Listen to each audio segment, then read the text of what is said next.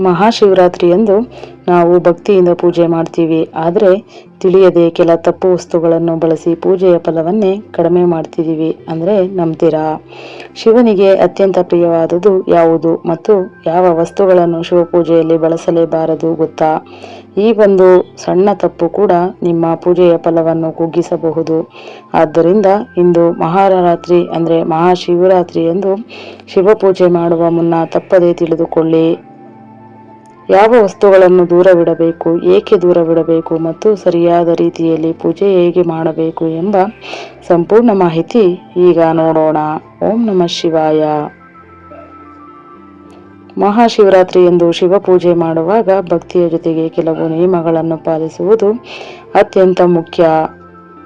ಆ ದಿನ ಶಿವನ ಆರಾಧನೆ ಶ್ರದ್ಧೆ, ಸ್ವಚ್ಛ ಮತ್ತು ಶುದ್ಧತೆಯಿಂದ ಮಾಡಿದರೆ ಹೆಚ್ಚಿನ ಫಲ ದೊರೆಯುತ್ತದೆ ಎಂದು ಶಾಸ್ತ್ರಗಳು ಹೇಳುತ್ತವೆ.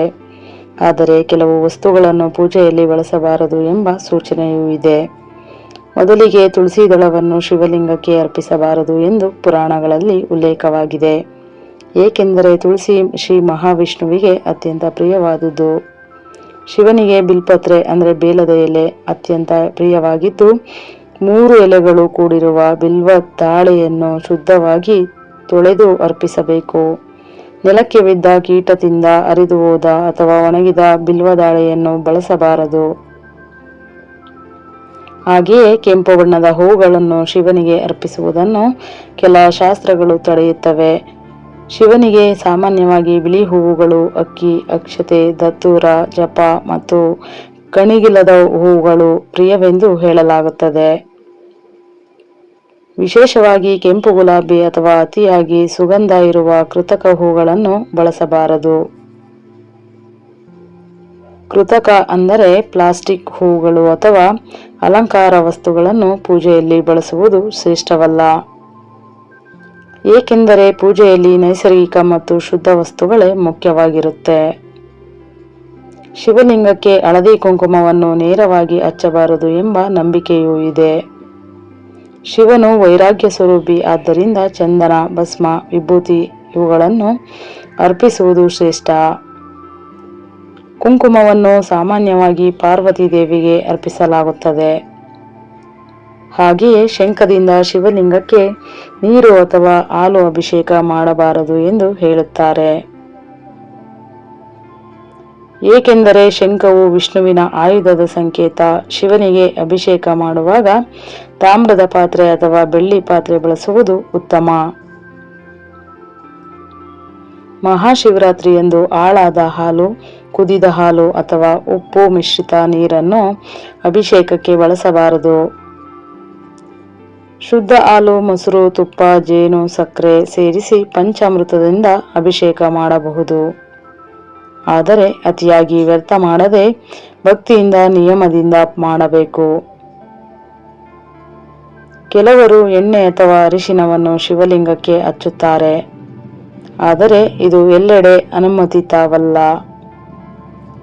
ಸ್ಥಳೀಯ ಆಚರಣೆಗಳನ್ನು ತಿಳಿದುಕೊಂಡು ಮಾಡುವುದು ಉತ್ತಮವಾಗಿರುತ್ತೆ. ಪೂಜೆಯ ವೇಳೆ ಕೋಪ, ಜಗಳ, ಅಶುದ್ಧ ಮನಸ್ಥಿತಿ ಇವುಗಳನ್ನು ದೂರವಿಡಬೇಕು. ಮಾಂಸಾಹಾರ, ಮದ್ಯಪಾನ ಮಾಡಿ ಪೂಜೆ ಮಾಡುವುದು ಸಂಪೂರ್ಣವಾಗಿ ತಪ್ಪು.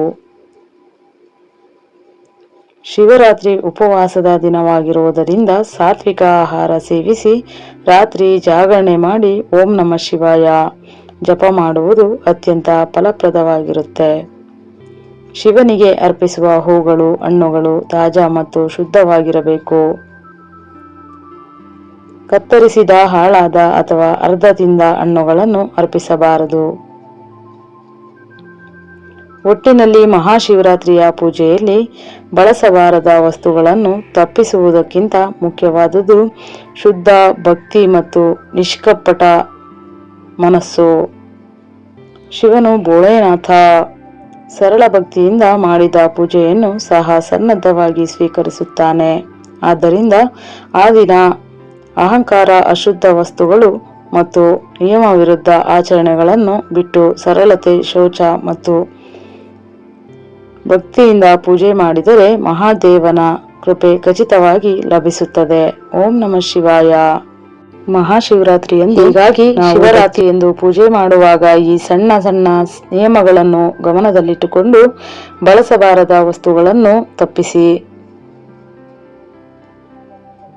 ಶುದ್ಧ ಮನಸ್ಸಿನಿಂದ ಓಂ ನಮಃ ಶಿವಾಯ ಎಂದು ಜಪ ಮಾಡಿದರೆ ಶಿವನ ಅನುಗ್ರಹ ಖಂಡಿತವಾಗಿ ನಿಮ್ಮ ಮೇಲೆ ಹರಿಯುತ್ತದೆ.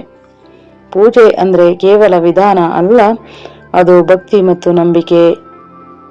ಈ ಮಾಹಿತಿ ನಿಮಗೆ ಉಪಯೋಗವಾಗಿದ್ರೆ ತಪ್ಪದೇ ನಿಮ್ಮ ಮನೆಯವರಿಗೂ ಸ್ನೇಹಿತರಿಗೂ ಕೂಡ ಹಂಚಿಕೊಳ್ಳಿ. ಶಿವನ ಕೃಪೆ ಎಲ್ಲರ ಮೇಲೂ ಇರಲಿ. ಹರ ಹರ ಮಹಾದೇವ. ಓಂ ನಮಃ ಶಿವಾಯ. ನಮಸ್ತೆ.